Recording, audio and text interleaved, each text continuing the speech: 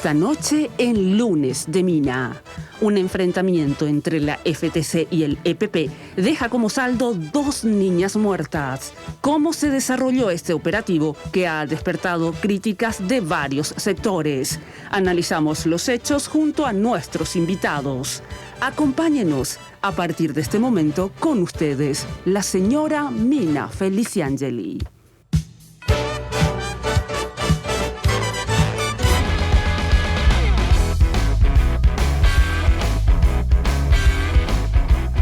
¿Qué tal? Muy buenas noches, ¿cómo están ustedes? Espero que, como siempre, muy pero muy bien, a pesar de los pesares. Bueno, como siempre, también vestida por la queridísima Tinola Borbón, que ya tiene abierto el taller. Acá está, espectacular. Muchas gracias, Tinola. Ya sabes que si quieres consultar con Tinola, puedes hacerlo al 021 52 50 60. En las redes sociales como Tinola Borbón SA.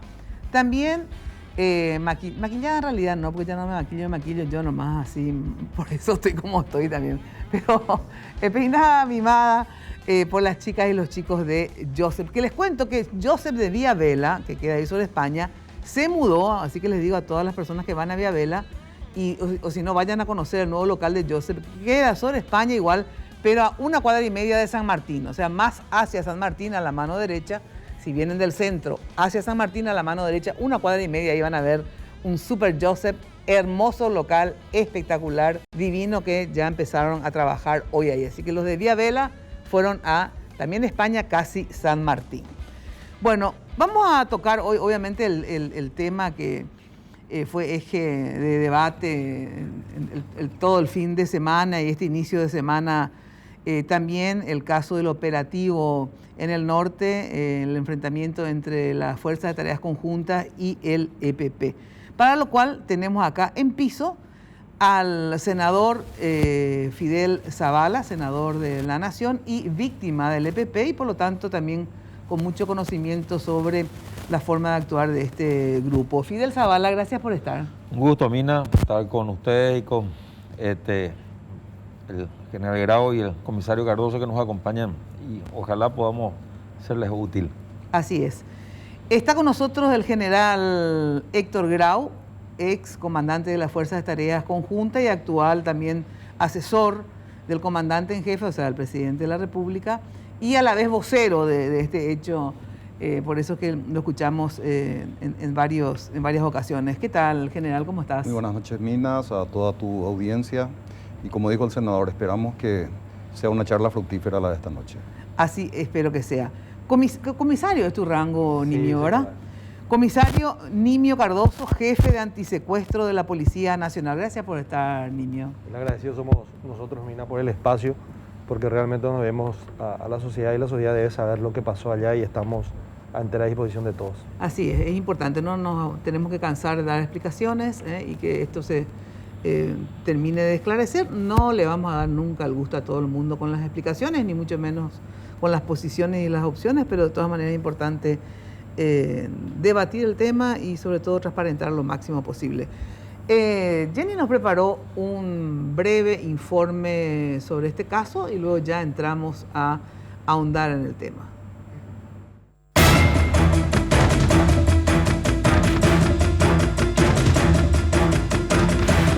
Nosotros desde hace bastante tiempo hemos dicho que estamos en guerra con el Estado paraguayo.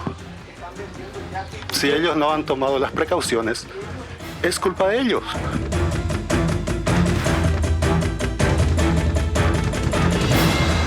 A lo largo de estos más de 20 años de la aparición del autodenominado Ejército del Pueblo Paraguayo, las víctimas se cuentan por decenas, de un lado y del otro. 13 personas fueron secuestradas, algunas han sido asesinadas en cautiverio.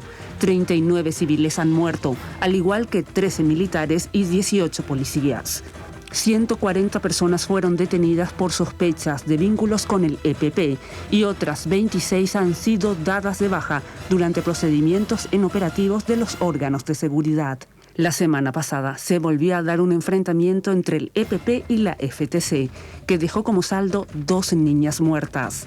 lo que generó pronunciamientos de organismos de derechos humanos, de Naciones Unidas, de la Iglesia Católica y hasta de la Cancillería argentina, ya que estas niñas de 11 años cuentan con ciudadanía argentina. Por su parte, el gobierno paraguayo emitió su descargo sobre lo que sucedió el pasado 2 de septiembre en la zona de Ullao, departamento de Concepción. El suceso generó posiciones contrapuestas en todos los sectores. Por un lado, un grupo de personas se manifestó el fin de semana frente al Panteón de los Héroes, quemando la bandera y pintando las paredes del edificio histórico, un hecho vandálico que despertó el repudio de muchos ciudadanos, que optaron por llenar de flores las inmediaciones.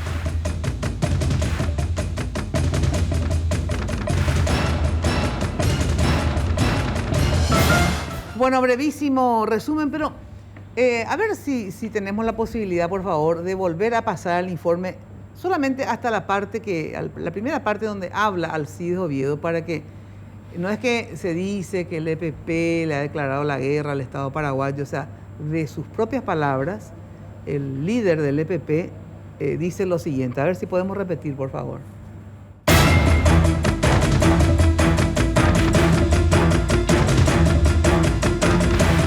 Nosotros desde hace bastante tiempo hemos dicho que estamos en guerra con el Estado paraguayo. Si ellos no han tomado las precauciones, es culpa de ellos. Bueno, ahí está. Queda más que claro, efectivamente digo, para que si alguien tuviese alguna duda, ellos son muy claros. O sea, los que tenemos duda y damos vuelta y vuelta y vuelta somos nosotros, en realidad, ¿verdad? Los que hemos optado por vivir en democracia. Pero ellos tienen bien claro lo que quieren y lo que hacen. Ellos no se ponen a cuestionar, a ver, le matamos a 13 militares, los militares eran del sector popular o eran de tal sector. Le matamos a 39 civiles, entre ellos era gente buena o mala. Le matamos a 18 policías, que son también, muchos de los policías forman parte de hogares muy humildes, ¿verdad? Pero ellos no se ponen a cuestionar eso, ¿verdad? Ellos son más decididos. Ellos tienen la convicción de lo que hacen y lo hacen, ¿verdad? Pero nosotros estamos siempre en el divague, ¿verdad? Siempre cuestionando, no saber. Entonces, cuando se está en guerra, porque es lo que ellos han declarado, no es que el Estado paraguayo le declaró la guerra a ellos. Ellos han declarado la guerra al Estado paraguayo, que el Estado paraguayo somos todos, ¿verdad? Al Estado paraguayo, y son consecuentes con esa guerra. Ellos sí son consecuentes. Ellos al declarar la guerra matan policías, matan militares, matan civiles que por ahí estén o no de acuerdo con ellos, o si se mueren de paso tampoco les importa, ¿verdad? Secuestran gente para poder llevar adelante su guerra, independientemente de que estas personas mueran o se mueran o le maten en el secuestro, como ha sucedido con Cecilia Cubas, como ha sucedido con este señor que vive en el norte, que son 3 hermanos. Urbieta. No Urbieta, el otro. Lindström, etcétera, etcétera. Entonces, pero nosotros evidentemente no sabemos en qué trinchera estamos muchas veces. Porque en una guerra hay solamente 2 trincheras, no hay 3 trincheras. Están de un lado los amigos, del otro lado los enemigos, uno se pone de un lado o de otro, ¿verdad? Entonces, tenemos que primero que ubicarnos, a ver si realmente, o no, o si estamos de acuerdo, digamos, con la lucha armada y con el EPP. Entonces, vayamos a engrosar sus filas, que es una opción en la vida. O no estamos de acuerdo con esa vía, porque lastimosamente por esa vía, según también el recuento histórico que tenemos, la gente que optó por la lucha armada y que inclusive ha logrado llegar al poder, digamos, cosa que obviamente el EPP probablemente esté muy lejos, ¿verdad? Pero que en otro momento histórico, a través de la lucha armada, ha llegado al poder, lastimosamente no ha acabado con la pobreza. El caso de Cuba, por ejemplo, que hace 60 años que se dio la revolución y en 60 años no le han podido sacar la pobreza. No es que no tuvieron tiempo en 5 años y piden por favor una reelección. No, son 60 años porque tiene mi edad la revolución. Y lastimosamente siguen tan por. A mí me hubiera gustado de verdad que a través de esa revolución saquen a ese país de la pobreza, categórico. O en la Unión Soviética, o sea, en todo, o en Venezuela.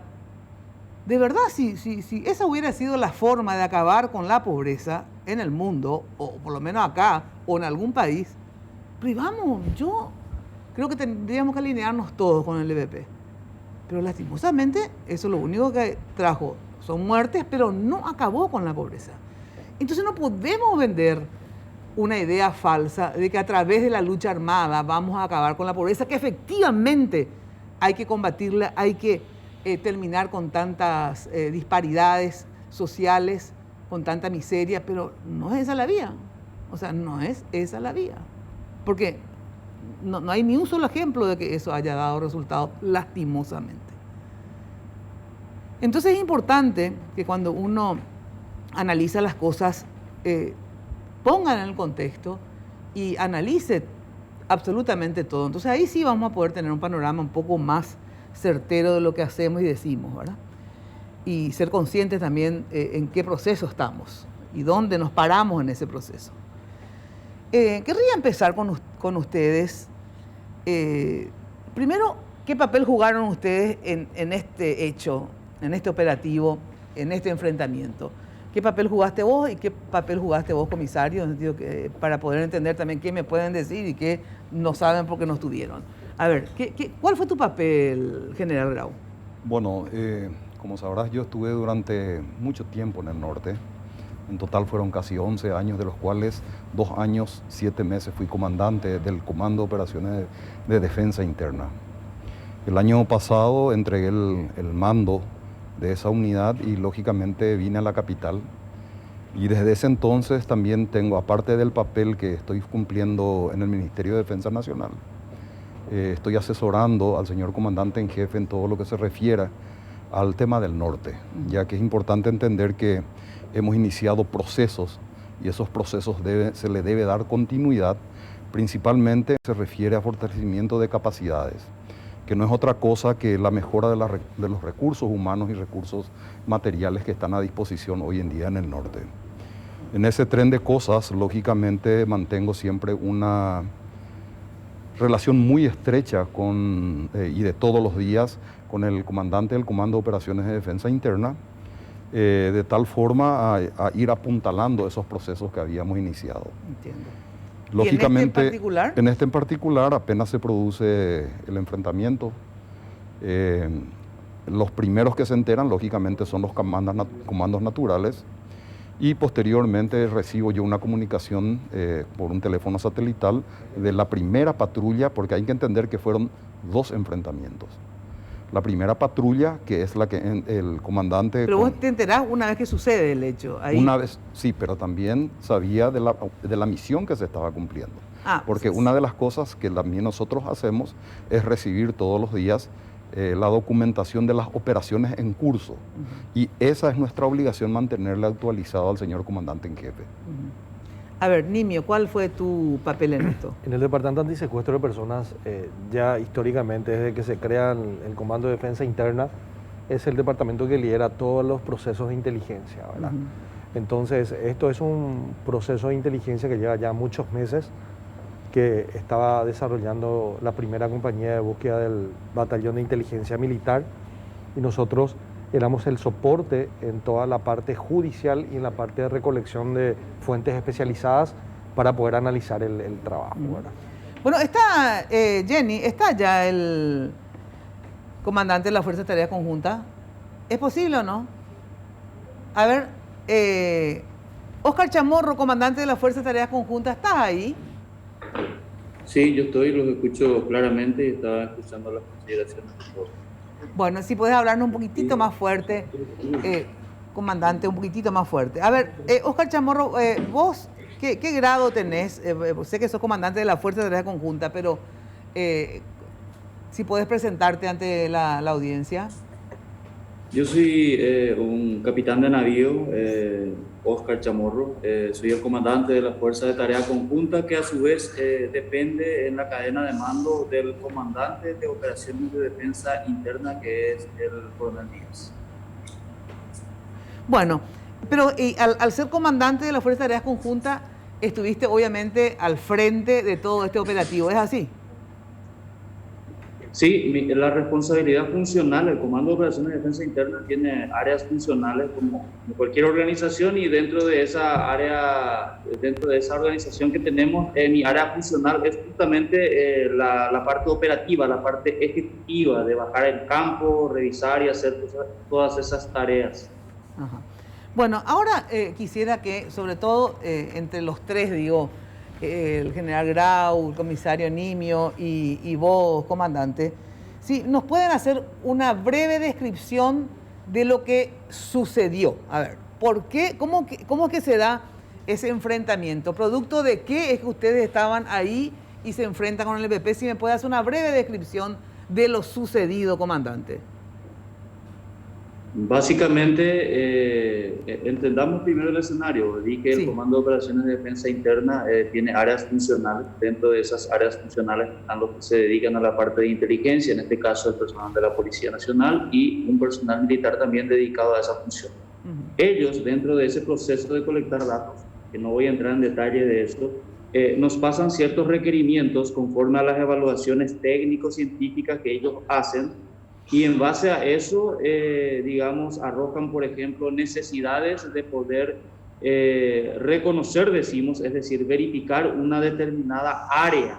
En este caso, para esta misión en particular, que se hace bastante seguido en diversos lugares, no solamente en ese, todo el tiempo, recibimos una misión de reconocer, de verificar un monte, como se llamaría, bastante extenso, de más de 10.000 hectáreas en conjunto, pero que ellos mediante, digamos, las técnicas investigativas de inteligencia nos pasaron achicadas a una parte nada más de esas 10.000, pero una parte que tiene más o menos 1.200 a 1.500 hectáreas, y para eso nos configuramos, como estaba diciendo, como muchas otras misiones que hacemos de ese tipo, para ir a verificar ese lugar. Para eso armamos 2 grupos que ingresamos al monte y estaban efectuando la verificación de ese monte. Interín en esa verificación, que se trata de hacer en forma sigilosa. ¿Y por qué se trata de hacer en forma sigilosa? Se preguntarán. Y porque la finalidad es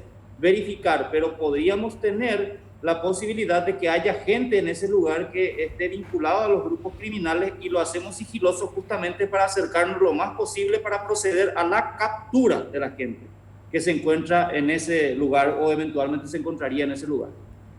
Se estaban desplazando los 2 equipos en la superficie boscosa. Uno de ellos divisa, después de más o menos 1.000 metros de internancia dentro de la superficie boscosa, divisa 4 siluetas humanas que estaban vestidas con ropa verde, tenían chaleco táctico similar a los militares y portaban armas. En ese momento se intenta pasar la información a todos los integrantes del equipo que se encontraba, el destacamento que se encontraba en ese momento ahí. Y obviamente las personas que avistadas se dan cuenta de la presencia de los militares y empiezan directamente a abrir fuego. En forma simultánea nosotros nos identificamos, pero es instantáneo también la recepción de disparos de esas 4 personas que son avistadas en ese momento. No quiere decir que haya más personas, tal vez. Nosotros avistamos 4 siluetas humanas. Hay que entender el contexto del terreno, que es un terreno de bosque sin senderos, y que la visibilidad es bastante complicada en ese momento. Ahí se reacciona, no habiendo otra forma de hacer más que devolver el fuego, habida cuenta de que inclusive ya tuvimos un primer herido que por suerte fue de refilón, y se desarrolla la situación, se devuelve necesariamente el fuego ya que no hay otra forma de defenderse, y se avanza hacia quienes nos disparan. ¿Con qué fin avanzamos? Con el fin de acercarnos más para ver si podemos realmente continuar con la idea inicial de captura. En ese avance se llega al punto donde se habían avistado estas personas, y ahí se ve un cuerpo humano tendido en el suelo. Se continúa el avance, obviamente por razones de seguridad, y a menos de 60, 70 metros se encuentran, continuando en el avance, se encuentran con lo que sería el campamento, que ya las imágenes fueron difundidas ya bastante. En ese campamento ya no se encuentran personas, solamente ya se notan los enseres, algunas armas, una cocina, hamacas. Se continúa obviamente mirando, ¿verdad?, que esas personas aparentemente por los rastros de caos salieron precipitadamente del lugar, y se hace una suerte de persecución siguiendo los rastros. Unos minutos después, recuerdan que dije que había 2 patrullas, 2 equipos que entraron a revisar ese sector, no entraron juntos, entraron separados convenientemente por razones de seguridad y operativas, y el segundo grupo que ya escucha obviamente el primer intercambio de disparos, se encontraba avanzando en forma bastante cautelosa, ya alertados por esa primera situación de disparos, y recibe fuego. Inicialmente no se puede determinar bien la dirección, se ocupa cubierta y abrigo, como se dice, o mejor dicho, se intenta salvar la vida tratando de colocarse detrás de obstáculos. Se determina que los fuegos provienen de un determinado sector. Fijamos, miramos, vemos varias siluetas, difícil determinar en ese punto, al menos en el segundo, difícil determinar la cantidad, pero son varias. Se nota también que el volumen de fuego es muy intenso y necesariamente para sobrevivir se tiene que devolver el fuego, y nuevamente en forma análoga en un cierto momento se avanza hacia esas posiciones, encontrando ya cese del fuego en ese momento y otro cuerpo más tendido en ese lugar. Los cuerpos que se encontraron estaban vestidos con ropa verde, como se había avistado inicialmente, tenían chalecos. El primer cuerpo tenía un arma empuñada en la mano, y es lo que básicamente ha sucedido desde el punto de vista operacional. Luego, obviamente, ya empiezan las comunicaciones para hacer todo lo que trae como consecuencia ya el desarrollo posterior de este tipo de situaciones. Para continuar, nada más, para poner fin al relato por ahora. Una vez que existe el segundo encuentro, digamos, donde se disparan y cae fallecida esta segunda menor, ven el cuerpo y ahí ya se quedan, o sea, las Fuerzas Armadas, las Fuerzas de Tarea Conjunta, más bien, no continúan después de la segunda batida, ya se quedan ahí.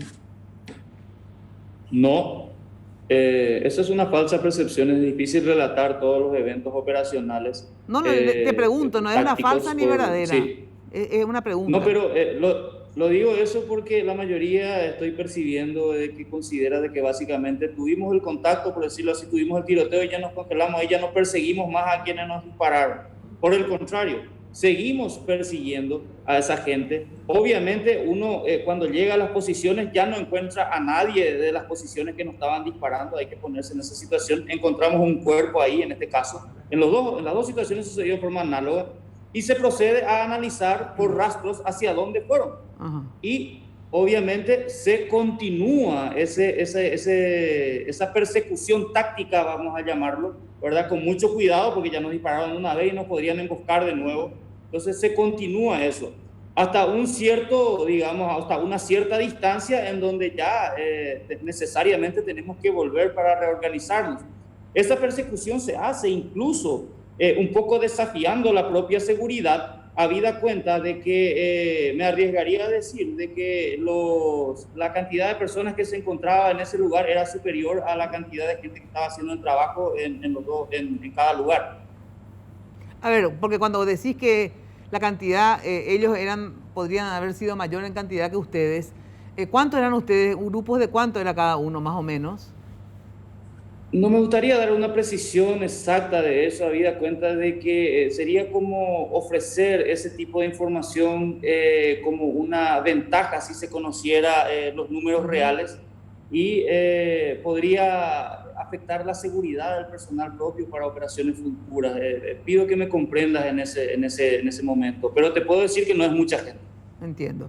Bueno, paro ahí un ratito contigo y a ver qué más ustedes pueden agregar, Nimio. General, a ver qué llegan, Nimio, en todo caso, porque me decís que vos estás involucrado en el trabajo de inteligencia. ¿Ustedes quiere decir que tenían previamente a que incursionen las Fuerzas de Tareas Conjuntas hacia ese lugar para hacer el trabajo de reconocimiento y finalmente dan con ellos. ¿Ustedes qué tenían como trabajo de inteligencia? Por eso es que fueron ahí y los encontraron. Mira, básicamente, mira, lo que nosotros trabajamos es en todo lo que sean varios ejes de lo que es la inteligencia, ¿verdad? Nosotros ya hace varios años nos trasladamos a trabajar hacia esos departamentos entre Amambay y Concepción, porque, bueno, el trabajo de inteligencia es de repente muy especial, porque hay muchas cosas que podemos decir y otras no, ¿verdad? Pero sí teníamos indicios de fuentes técnicas, fuentes humanas, de todo. Nos hacía suponer que en esa zona había un eje en donde este grupo podría estar moviéndose. Entonces, la inteligencia tiene un límite en el sentido de que si tengo 200 hectáreas, 1000 hectáreas o 10.000 hectáreas para ingresar, nosotros no tenemos el entrenamiento que necesitamos para poder entrar a recolectar la información de campo. Entonces ahí es donde solicitamos a la Fuerza Tarea Conjunta y le damos cuáles son nuestras necesidades para inteligencia. Y en base a las necesidades son ellos los que van incursionando y van recolectándonos la información para que nosotros podamos ir solidificando eso, ¿verdad? Entonces lo que ocurrió es que se tenía un área de interés, pero la patrulla las 2 patrullas que fueron no son las únicas patrullas desplegadas en la zona.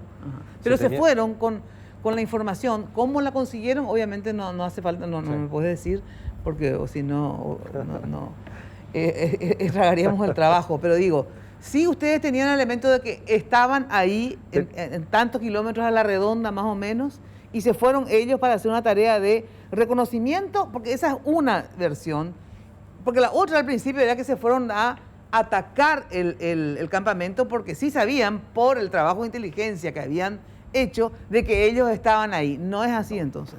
A ver. Quiero aclarar eso. Realmente aparecieron en algunas redes sociales esa información, pero el primero que dio la conferencia de prensa luego de los hechos, en ese caso fui yo. Y nosotros teníamos clara la película de que esta era una patrulla de reconocimiento. Para que esta patrulla de reconocimiento se ejecute, Nimio dijo algo muy importante. La inteligencia se divide en varias disciplinas. Inteligencia de fuentes humanas, electrónica, de señales y otras tantas disciplinas que manejamos. Cuando normalmente se concluye en un área de interés. Esa área de interés es producto de varios elementos de inteligencia que nos indicen, bueno, creemos que en esta área pueden estar. Tal es así que días previos a esa misión también estuvimos revisando arduamente otros lugares donde no encontramos nada. Este era uno de los lugares, pero tampoco era el último. Era un proceso de confirmación. Ese proceso, como dijo Nimio, la inteligencia va hasta cierto punto, y luego hay otro elemento que ponemos en el tapete, que es la inteligencia de combate, en el cual ya grupos de entrenados para RECOM, que son reconocimiento y combate en caso de que se produzca, su misión principal no es la de entrar en combate, es reconocer y confirmar una información. Bueno, pero en este caso te pregunto, cuando uno lo que va a reconocer es un grupo guerrillero armado, cuando siempre va al reconocimiento, obviamente se puede dar un enfrentamiento. Así mismo. ¿Verdad? Así mismo. O sea que este grupo de reconocimiento está capacitado para el enfrentamiento, ¿verdad? De hecho, que lo que sucedió en el combate es una muestra que sí estaban preparados. Hay que entender, para comprender perfectamente, nosotros trabajamos en pequeñas patrullas de reconocimiento. ¿Y por qué trabajamos en pequeñas patrullas? Porque son más difíciles de detectar. Cuando vos metes demasiado gente, lógicamente se pierde el sigilo. O sea, una cosa entonces es, para poder entender, es hacer una patrulla de reconocimiento, que es lo que estaban haciendo, y otra cosa es de ir a hacer un grupo para atacar. Sí, son cosas diferentes. Absolutamente. O sea que si vos tenés más elementos y precisión de saber que están, ahí te conformás de un modo diferente para atacar ¿es así? Son dos cosas diferentes. La siguiente hipótesis. Que tengamos lo que se llama la X, en términos vulgares, que es el punto exacto donde están estos delincuentes. Entonces, en ese caso, la fuerza se configura porque tenemos ya una información que es confirmada. Sí. Entonces, lógicamente, eso hace que se configure de diferente forma la fuerza. Por eso es muy importante, pero tengo que ir a la pausa y enseguida continuamos, porque en realidad, no solo yo, sino que muchas personas pensábamos que producto del trabajo de inteligencia, ustedes llegaron a ese campamento. Y entonces uno se pregunta, y es la pregunta que quiero hacerle después, porque no solamente en este caso, si sabían y se iban para encontrarse con ellos, ¿por qué es que se le escapan todos? Nos preguntamos, ¿verdad? Ahora, si me decís que era un trabajo de reconocimiento de un pequeño o dos pequeños grupos, porque así se conforma cuando se trata de un trabajo de reconocimiento, porque uno dice, ¿por qué ya no se fueron con los helicópteros? ¿Por qué ya no se fueron? Porque si vos tenés la X efectivamente, vos no te vas con un grupito con que figuras diferentes. Yo me imagino que es diferente, pero ustedes me empiezan a esclarecer algo que yo no tenía claro. Un ratito voy a la pausa. Vamos a profundizar esto, a redondear, mejor dicho, más que profundizar en el sentido, a ver, ¿por qué se escapan? O sea, ¿por qué se escapan? Es esa pregunta. ¿Por qué se escapan? Bueno, voy a tratar de explicar brevemente. Sí. Nosotros, principalmente los militares, tenemos una formación cuando hablamos de operaciones especiales, lógicamente hablamos de operaciones que normalmente se hacen en forma muy alejada de las bases. En este caso estábamos a más de 40 kilómetros de nuestra base original, que es Arroyito. Estas patrullas tienen que desenvolverse con autonomía. Una de las posibilidades que siempre manejamos es que en algún momento de la patrulla podamos caer en una emboscada. La doctrina nos dice que lo primero que tenemos que hacer es tratar de salir de lo que nosotros decimos el cono de fuego, o otros le denominan la zona de muerte. Zona de muerte. Cuando somos sorprendidos, lo primero que tenemos que hacer es devolver al fuego y retirarse, romper el contacto. Eso es cuando hay una situación desventajosa. Ajá. O sea que pensamos por la experiencia. Desventajosa y sorpresiva. Ambas cosas. Ajá. En este caso, la iniciativa era nuestra. Ajá. Por lo tanto, los sorprendidos fueron ellos. Sí. Entonces es natural de que ellos normalmente traten de hacer un fuego violento de tal forma a tener tiempo para poder cubrirse. Sí. Ese es un procedimiento normal que a lo largo de los años nos dimos cuenta que ya es un procedimiento normal adoptado por este grupo de terroristas. Entonces es difícil, y eso no es acá, es en cualquier país que tiene el conflicto, un conflicto que toda una patrulla o todos los elementos caigan al mismo tiempo, porque su misión es salir de esa zona de fuego. Y normalmente, posiblemente siempre caen algunos, pero no caen siempre los principales. Claro, porque en la primera línea nunca están los principales, obviamente. Lo que pasa es que en este caso era un campamento que no sabíamos su ubicación inicial, pero hay que entender que la conformación del campamento era que en el núcleo central estaban los principales líderes. Tenía un primer círculo en donde estaban alojados los soldados. En distintos puntos, y no sé, Fidel de repente nos puede dar como él estuvo en eso, pero la prensa esto graficó muy bien, tiene bien documentado. Es donde viven los soldados alrededor de este campamento. Y luego hay un tercer anillo que es el dispositivo de seguridad, en donde normalmente ocupan puntos de vigilancia aunque tengan dominancia sobre un terreno, de tal forma que den la alerta temprana. Cuando no hay elevación, hacen sobrados en los árboles para poder ver un poco más lejos. En este caso es una zona, hay que entender muy bien el lugar donde fue el combate. Es una zona de bosque muy denso, muy tupido. Nosotros decimos en términos nuestros, es un monte sucio. Y está dentro de las primeras estribaciones de la cordillera de la Mambay. O sea que orográficamente la conformación del terreno es sumamente accidentada. De hecho, que la patrulla entra, desde el valle y va subiendo hacia el lugar donde estaba el campamento, que estaba aproximadamente 70 a 100 metros más arriba de donde fue el contacto. Bueno, a ver, el balance de este operativo, digamos, espera que voy a poner esto, voy a apagar porque me llaman por WhatsApp. El balance de este operativo para ustedes, ¿es un éxito, es un fracaso? ¿Qué es este operativo? A ver, yo quiero colocar un poco esto en una línea del tiempo, Mina, y tenemos que hablar un poco sobre las capacidades reales que teníamos antes y las capacidades que tenemos hoy. Cuando mi liberación no existían conocimiento del terreno, no existían conocimiento de la logística, no existían no existía inteligencia, no teníamos recursos tecnológicos, no teníamos armas. Eso estábamos hablando de hace 10 años atrás. 10, 11 años atrás, ¿verdad? Las primeras armas las compró el ministro Vilisola en ese entonces, Rafael, ¿verdad? Y yo me acuerdo que la policía no tenía bala de 5.56, se tuvo que pedir prestado a los militares. Esa era la situación real. Probablemente a mí me hubiese gustado, ¿verdad?, que efectivamente estas personas caigan en manos de la justicia, ¿verdad?, y sean sometidos a todos los procesos judiciales de la manera más transparente posible. Pero no se da. La gente dice no estamos teniendo resultados porque no le agarramos a los cabecillas. Yo digo, no es cierto, ¿verdad? Están habiendo resultados que son resultados indirectos, Mina. Cuando antes de que la FTC, ¿verdad?, ocupe el norte y haga presencia de Estado en materia de seguridad, en el norte nosotros vivíamos una situación de zozobra permanente. Habían grupos, pongo un ejemplo, ¿verdad? 900 cabezas se robaron de un establecimiento ganadero y supuestamente se hizo a nombre del LPP, ¿verdad? Se pagaban impuestos revolucionarios a grupos extorsionadores que no eran el LPP. Se hacían un montón de cosas en nombre del LPP y la gente andaba en zozobra, ¿verdad? O sea, vivía en la zozobra. Yo creo que esa situación se solucionó, no estamos teniendo más secuestros, hace cuestión de 3 años y medio o 3 años, ¿verdad?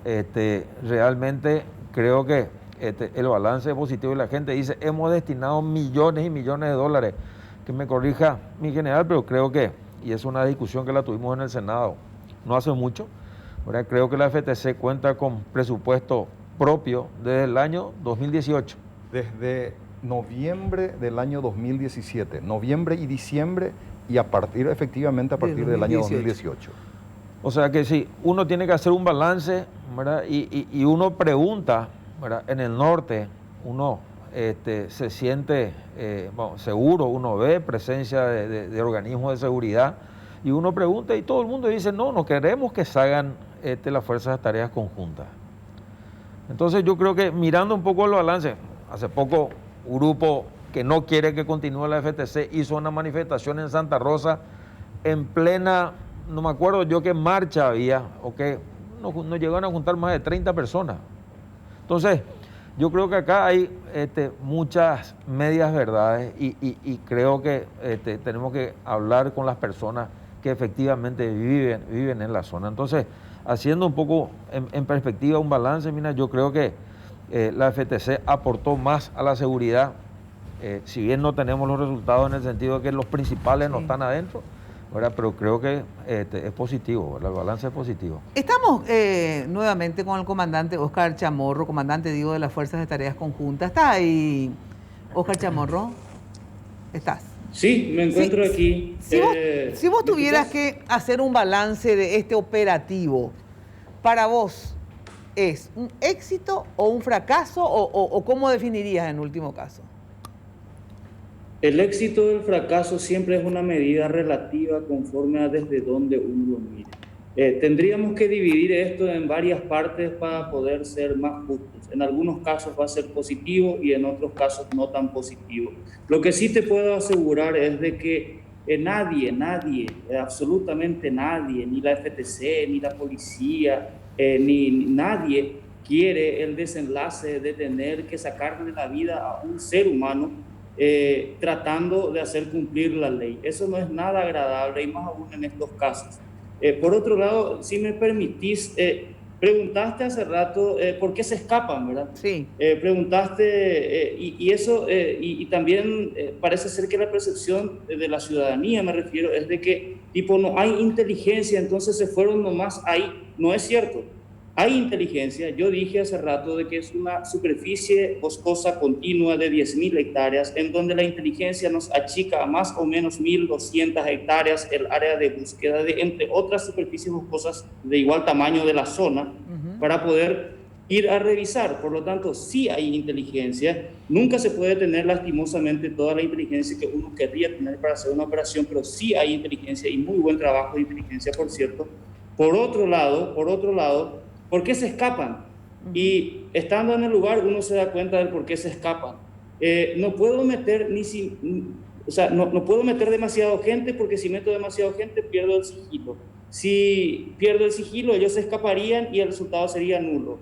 Entonces, por más que uno tenga, no la teníamos, pero por más que uno tenga la ubicación precisa, de repente es muy poco lo que puede variar la forma de ejecutar este tipo de operaciones. No se puede meter mucha gente, no se puede hacer demostraciones grandes de movimiento de personas porque perderíamos el sigilo y ellos acabarían escapando de igual manera. Entonces eso se explica mucho mejor cuando uno va al lugar y ve el tamaño de área que es la que hay que controlar.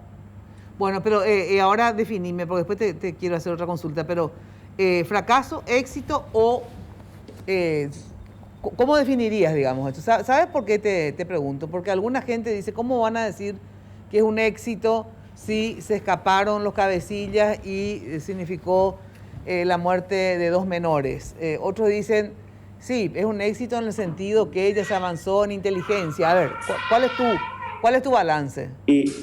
Y ahí está justamente la medida del éxito o la percepción de éxito es relativa conforme a desde qué ángulo uno mire. Por ejemplo, si uno le pregunta a los soldados que pudieron volver con vida de 2 enfrentamientos, probablemente estén felices y diciendo fue un éxito que sobreviví. Claro.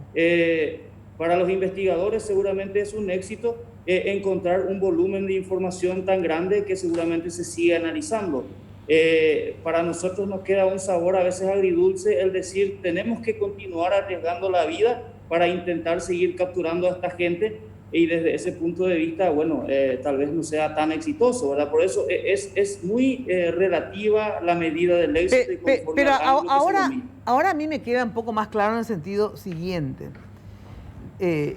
Si en realidad, porque yo de verdad tenía la percepción de que ustedes sabían, o tenían, no sé, un 95% de seguridad que ellos estaban ahí y que ustedes, todo este operativo, no fue de reconocimiento, que hoy por primera vez escuché esa palabra en boca del ministro Euclides Acevedo cuando le hice la entrevista en la radio, porque antes era en realidad un enfrentamiento, o sea que ustedes habían hecho un trabajo de inteligencia y gracias al trabajo de inteligencia, así es como yo escuché en la primera conferencia, que gracias al trabajo de inteligencia hemos dado con el ¿cómo se llama esto? El campamento central del EPP, y entonces se produjo un enfrentamiento y hay 2 mujeres muertas, etcétera, etcétera. Ahí, entonces daba la impresión que esto estaba planificado para atacar. Es que estaba planificado. No, pero planificado, digo, para atacar, no es que se iban, es diferente, a mí es un trabajo de reconocimiento de terreno, es diferente a ir a atacar, a ver.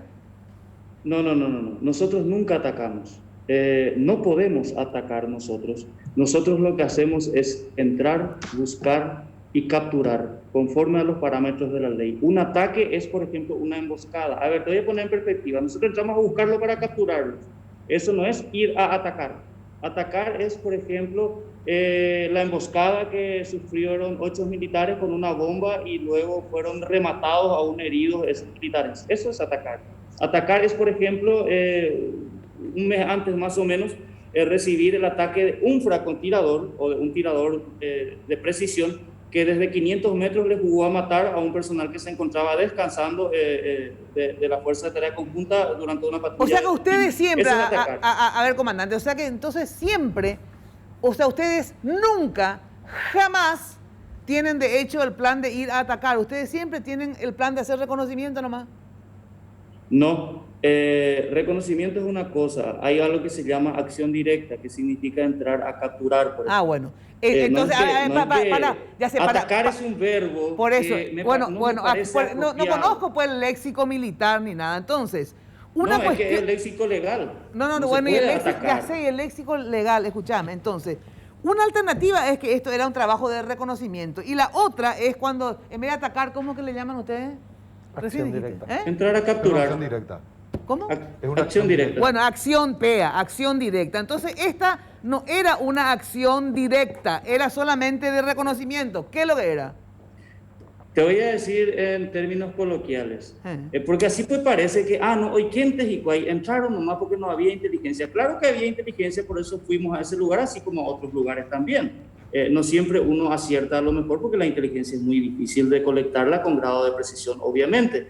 Y nosotros entramos con algo que en guaraní decimos ñeimo ante ana, o sea, nosotros presumimos y evaluamos y planificamos siempre con la hipótesis de que puede existir un riesgo de encontrar a estos criminales ahí, y sabemos de que una de las posibilidades es de que nos enfrenten. Entramos siempre con esa posibilidad y con esa misión. Vos mismo me estás diciendo, comandante, por eso es importante para esclarecer, no se sientan perseguidos cuando uno pregunta.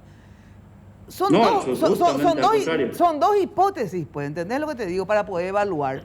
¿Sí? Si yo me fui a hacer una tarea de reconocimiento, es diferente a que si yo me fui, ya sé, siempre previo trabajo de inteligencia, no estamos diciendo que no son inteligentes y que no hacen trabajo de inteligencia, por lo tanto, no es eso. Lo que te digo es previo trabajo de inteligencia, que evidentemente en parte fue buena, por eso vieron con eso, pero vos te vas con dos objetivos diferentes, tengo entendido, ustedes me están enseñando esto. Uno es el trabajo de reconocimiento y a otras veces se van a una acción directa, que yo le llamo ataque, pero ustedes Las dos al mismo tiempo.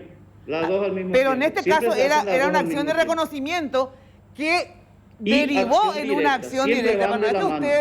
No es que ustedes planificaron ir a hacer una acción directa para aprenderlos, no, porque no tenían exactamente la cruz, como dice acá, de dónde estaban, sino que en el proceso de reconocimiento se encontraron con ellos sorpresivamente, acaba de decir Grau, o si no... Podríamos mejorar un poco eso diciendo, ¿verdad?, que el grado de certeza de que estuvieran en ese lugar no era del 100%. Eso es lo que podemos decir, pero todas las misiones se configuran para reconocimiento y eventualmente, si uno los encuentra, pasar a la acción directa.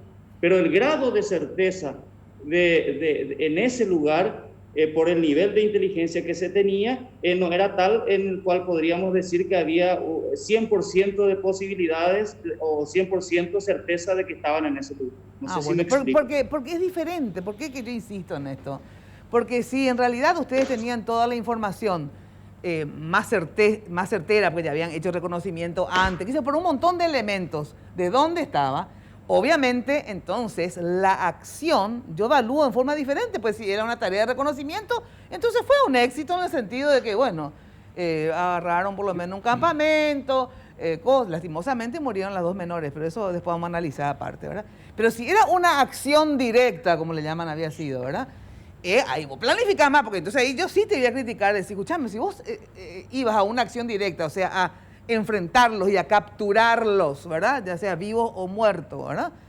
Porque obviamente con un grupo armado no es que decir, muestren cédula, allanamiento, ríndase, no es así. No es así, ¿verdad? Nina, bueno, entonces, no, porque entonces es diferente, Grau, ¿entendés? Porque si no fue luego así, entonces efectivamente lógico se le puede escapar si no estaban lo preparados. Pues yo te iba a decir... No, es que todas las misiones se planifican así, todas las misiones se planifican de esa manera, esperando encontrar, pues, o sea, no hacemos ninguna misión sin esa posibilidad. Una cosa es esperar, pero otra cosa es saber, entonces vos ya te preparás de un modo diferente, te vas con 3 helicópteros, en ese terreno, ¿entendés lo que te digo?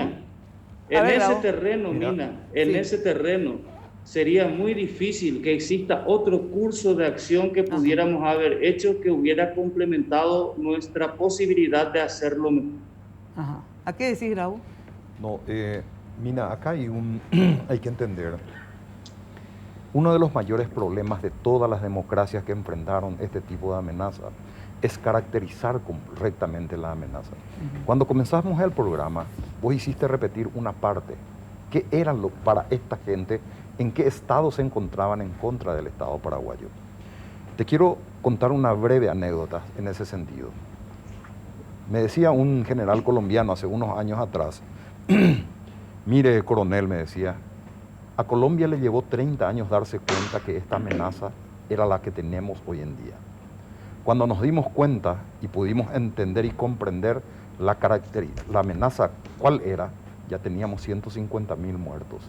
Siempre en todas mis presentaciones digo, ¿será que nosotros como sociedad, como Estado paraguayo, necesitamos 50 muertos más para darnos cuenta de a qué nos estamos enfrentando? Yo creo que la discusión tiene que ir mucho más de la operación táctica propiamente dicha.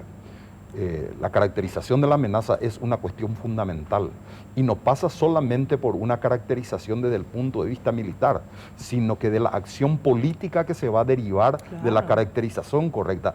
Ahí está parte de cómo se gana este tipo de conflictos. No, totalmente de acuerdo contigo, general, en eso. Pero ahora estamos analizando puntualmente este hecho que desencadenó, y que ahora voy a entrar también en eso, con la muerte de 2 menores, ¿verdad?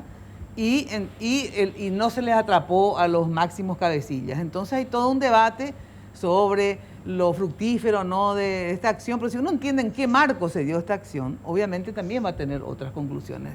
Pero después está todo el marco de la discusión de fondo, filosófica, efectivamente, pero que no es el programa para eso, porque no me da el tiempo. Bueno, quiero entrar en el tema de, hablando de resultados, el tema de que hayan, en este enfrentamiento, hayan abatido a 2 menores.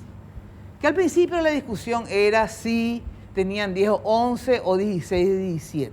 Que la verdad que para mí era una discusión que no sé por qué entraron en la discusión. Esto, bueno, veremos si tiene 16, no, tiene 17, no, pero los documentos tienen 18, no importa, son menores, ¿verdad? Y como decía en realidad ahí el comandante de la Fuerza de Tarea Conjunta, cualquier muerte, lo de cualquier ser humano es lamentable. Pero y si son menores, lógico que es aún más lamentable, ¿verdad?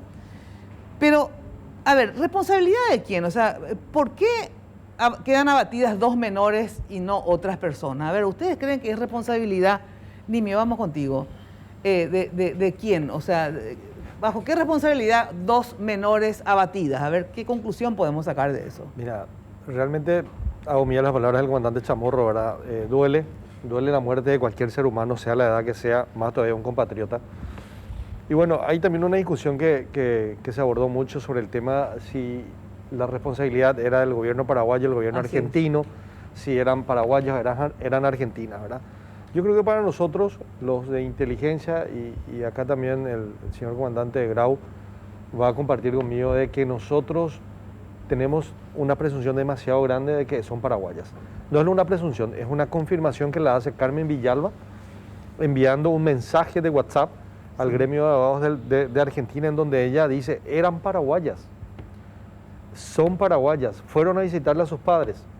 Y la pregunta que nos hacemos, si vinieron a visitarle a sus padres, ¿qué hacía en Argentina la madre, que decía ser la madre de ella, Miriam Villalba Ayala? Evidentemente no es la madre, la habrá inscripto tal vez, lo más probable. Claro, lo otro que nos llama mucho la atención es que en el mismo acto de inscripción en Clorinda, en donde se le inscribe a 3 personas, a Daniel y a otras 2 niñas, Miriam las reconoce como hijos suyas. También. Un mes, 19 días después, en territorio paraguayo, Miriam Villalba Ayala le inscribe a un hijo suyo como paraguayo. O sea, los testigos que firmaron el acta de inscripción en Argentina son las mismas personas, y según inteligencia es una persona muy cercana al encargado del registro de las personas allá, ¿verdad? O sea, bueno, vamos a la discusión de, bueno, ¿responsabilidad de quién es? La responsabilidad de los padres. Yo soy padre de familia, todos los que estamos somos padres de familia. Yo sé que mi hija a la esquina no va si yo no le doy una autorización, si no me pide permiso. Para nosotros es sumamente desnable todo lo que está pasando, Mina, porque yo me pongo a pensar, estuve ahí en la morgue, estuvimos después analizando, estuvimos leyendo las cartas que se encontraron en el poder de la niña. ¿Carta en poder de una de las chicas? De una de las que estaba ahí en la morgue, ¿verdad? Y me desgarraba el corazón porque leía y me ponía en el lugar de esa chica, en donde dice, decidí no haber nacido, preferí no haber nacido, porque vino con tantas ilusiones a verle a su papá, y viene en contra de que su papá ya estaba con otra, en pareja, y que la madrastra le maltrataba, que él le da más oportunidad a opinar a la madrastra que a su propia madre natural. Y bueno, ahí nuevamente confirmamos que una de las que cayó ahí es paraguaya. Entonces... Ahora, independientemente a que sea paraguaya o no, como digo, sea paraguaya o no, sea 16, 11 o 12, porque para mí menor es de 18 para abajo, ¿verdad? Para mí esa es la discusión. A ver, ¿responsabilidad de quién es que estas 2 menores hayan sido abatidas en ese lugar? Es la primera cuestión, ¿verdad? En segundo lugar, es, a ver, ustedes, vos Fidel, en una entrevista que te hice, y Nimio, vos me mostraste esto ahí que tenés en tu computadora, o sea, el EPP tiene menores en su fila hace muchísimo tiempo, digamos, ¿verdad? Si estas menores fueron entrenadas o no, porque es lo que discutí con una abogada argentina que les ayuda siempre al EPP en diferentes casos, ¿verdad? También estuvo en el tuyo. de gente de izquierda que le ayuda a los del EPP acá, ¿verdad? Como yo le dije, no, o sea, independientemente puede que tenga razón que estas chicas todavía no hayan sido entrenadas. Yo eso no voy a discutir porque no sé, pero sí sé que estaban en el campamento de ellos, ¿verdad? Y si estaban entrenadas o no, eso después se verá. Pero el asunto que le tenían a estas menores, ellos en el campamento, no es que la Fuerza de la Conjunta le pusieron al campamento. Ellos estaban ahí, o porque sus padres les llamaron, o porque iban a ser entrenadas, o porque venían de vacaciones, eso sí ya no sé. Pero estaban ahí, ¿verdad? Por decisión del EPP, sus padres y ella, qué sé yo. De ella tal vez, no sé, pero seguro que no es responsabilidad de las Fuerzas Armadas paraguayas, ¿verdad? Y cuando vos vas y tenés un enfrentamiento, obviamente, si le tenés hasta a niños, podrían haber sido hasta menores aún, ¿verdad? Y sería más trágico probablemente, o igual de trágico, pero no es responsabilidad acá. Lo que yo quiero es delindar las responsabilidades. ¿Qué decís, Fidel? Totalmente, Mina. Acá hay un historial dentro del EPP de reclutamiento de menores, ¿verdad? Osvaldo Villalba, cuando arranca, tenía 17 años. El guerrillero arrepentido Rubén Darío Bernal, ¿verdad? Que fue prácticamente mantenido a la fuerza dentro del grupo armado cuando se escapa, ¿verdad? Y hoy está como testigo protegido de la Fiscalía en sus declaraciones, ¿verdad? Y decía que estaban siendo entrenados por colombianos, ¿verdad? Y no lo digo ¿Cuántos yo. años tenía? Era menor de edad, no recuerdo qué edad tenía, ¿verdad? Coco Bernal, que estuvo, que falleció cuando el intento de secuestro, o cuando lo secuestraron a Arlan Fick, ¿verdad? Que fue uno de mis guardias durante mi cautiverio, tenía 16 años en ese entonces. Cuando era guardia tuyo en tu cautiverio tenía 16 años. 16 años, lo trataban de una manera, vamos a decir, dura. O sea, dura. vos sos testigo de que había menores en el Sí, EPP. de hecho, compartía con ellos, tuve 94 días, ¿verdad? El hermano, ¿verdad? Que junto con Coco Bernal mataron a una tía, no sé si recordaron, le pusieron una granada en la cabeza, eran menores de edad. Claro, era el caso de dos primos, ¿verdad? Dos hermanos. Dos hermanos que le mataron a su propia tía poniéndole una granada en la boca porque consideraban que había aportado información en contra de ellos. Frente a sus primos menores de edad. Frente a los niños menores de edad. Ese delito Así o mismo. esa atrocidad cometieron menores que estaban en el EPP. Y acá hay una doble responsabilidad, Mina, ¿verdad? Yo digo, a ver, los niños no ingresaron solos. Desde la Argentina hasta el campamento, indudablemente hubo toda una red, ¿verdad? Y podemos después discutir, ¿verdad? El tiempo va a terminar contando la razón, ¿verdad? Los padres no pueden exponer a sus hijos de esta manera. O en último caso... Yo cuando estuve en el campamento, Sí. secuestrado, cuando me bañé por primera vez a los 45 días, Sí. me bañaste prestaron por una primera ropa verde olivo de ellos. Y yo decía, ¿qué pasa si en este momento justo hay una incursión? Yo voy a caer, yo estando en el campamento. Ellos como padres se tienen que haber planteado esto, ¿verdad? De que están exponiendo a sus hijos, ¿verdad? Y la segunda responsabilidad es del grupo armado, ¿verdad? Del EPP, ¿verdad? Que recluta menores. Y no es solamente el caso de sus hijos que les tocó a ellos ahora, ¿verdad? No es solamente el caso de lo que nosotros contamos, hay indígenas que están siendo reclutados, ¿verdad? Menores. Y si ustedes ven, hace poco yo vi un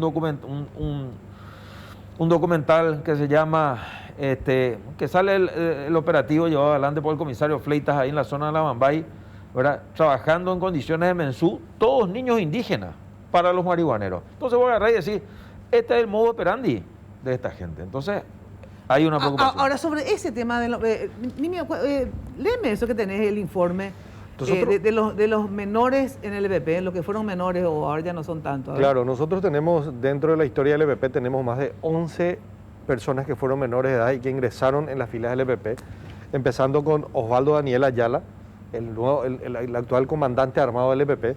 Ingresó a los 17 años. Su hijo, Daniel Villalba, tenemos elementos fotográficos de que él estuvo y ingresó a los 12 años.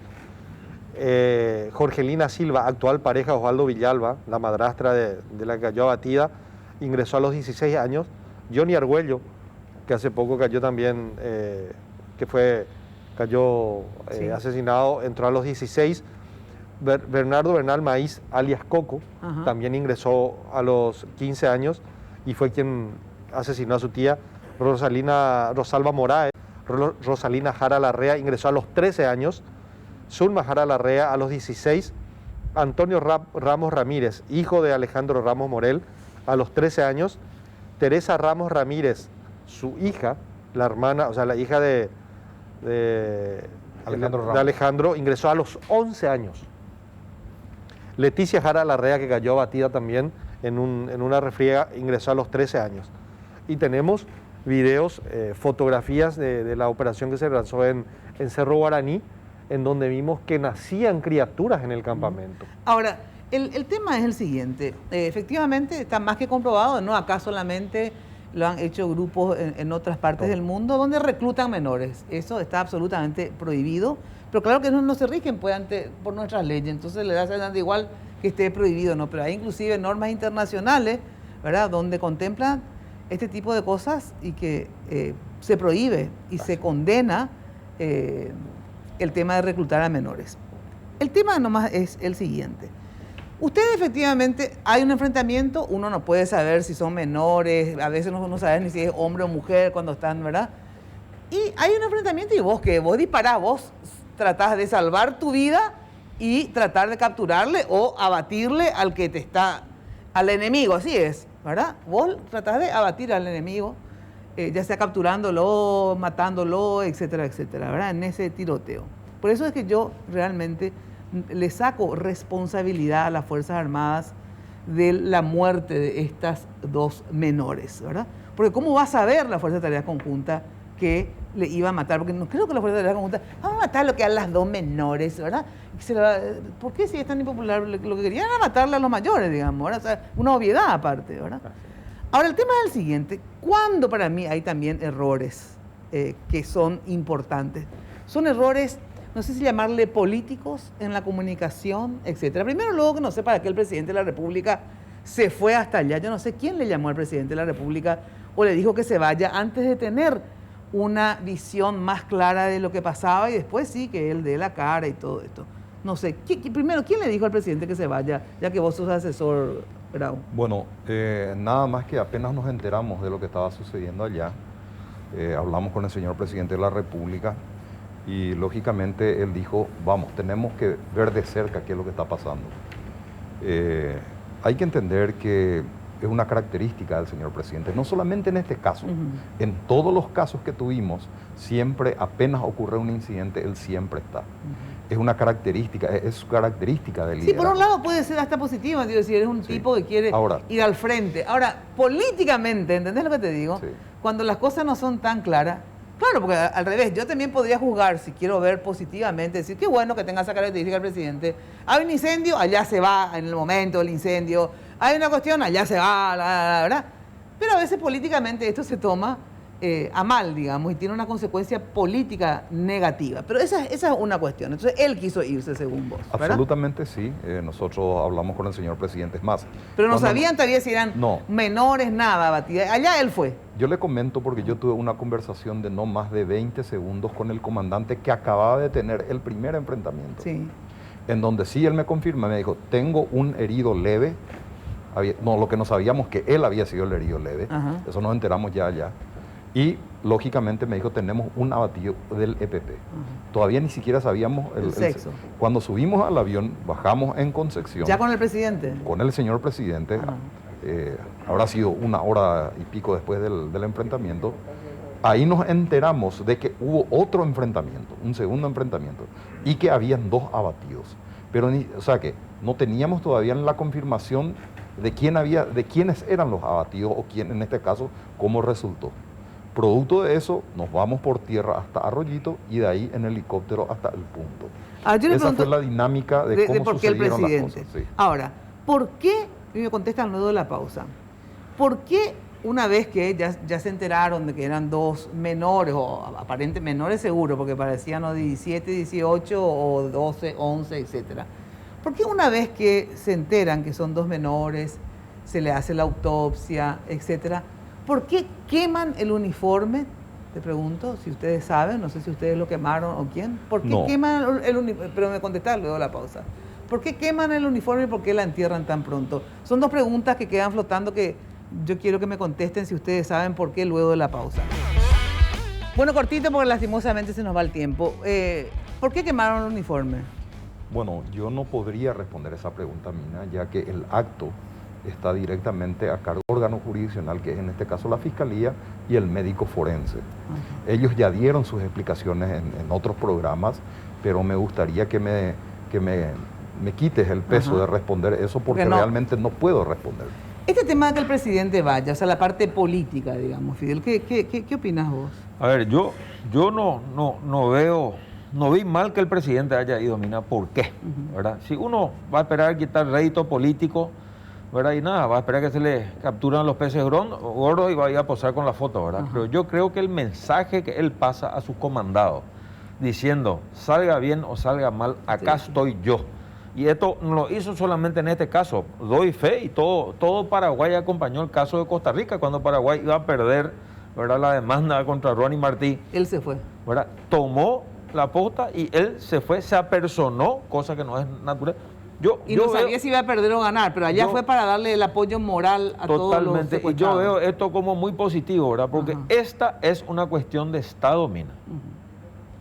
O sea, demuestra el compromiso del presidente en todo caso con esta causa. Totalmente, yo veo así. Y vos me decías que para los comandados justamente era algo muy importante. Lo que te estaba diciendo es que desde el punto de vista netamente militar, la acción de la presencia del comandante en jefe, minutos después o una hora y pico después de un combate, tiene una significación inconmensurable para ese joven teniente, ese joven sargento que acaba de sobrevivir a un combate feroz y que su comandante en jefe esté con él compartiendo y dándole el aliento. Fuerza, muchacho. Fue positivo. Fue muy positivo. Nimio, por último. Sí, claro, o sea, tenerle al presidente y haberse quedado a dormir y estuvo prácticamente 48 horas dándonos aliento. O sea, para nosotros los que estamos ahí fue demasiado importante, ¿verdad? Sentimos el acompañamiento y decía, lo que se necesite, estoy yo aquí. O sea, eran ya casi la 1 de la mañana y nosotros seguimos en reuniones y él estando ahí al lado nuestro. O sea, para nosotros el hecho de que él haya estado ahí nos ayudó muchísimo moralmente. Bueno, el debate continuará. Es muy importante efectivamente ir analizando, tomando posiciones, descartar y separar la paja del trigo y poder tener así conclusiones más certeras. Muchísimas gracias por acompañarnos. Nos volvemos a encontrar, ya sabes, de lunes a viernes, de 16 a 18 horas, todos los días por Radio Monumental y aquí próximamente, el próximo lunes, a las 21 horas.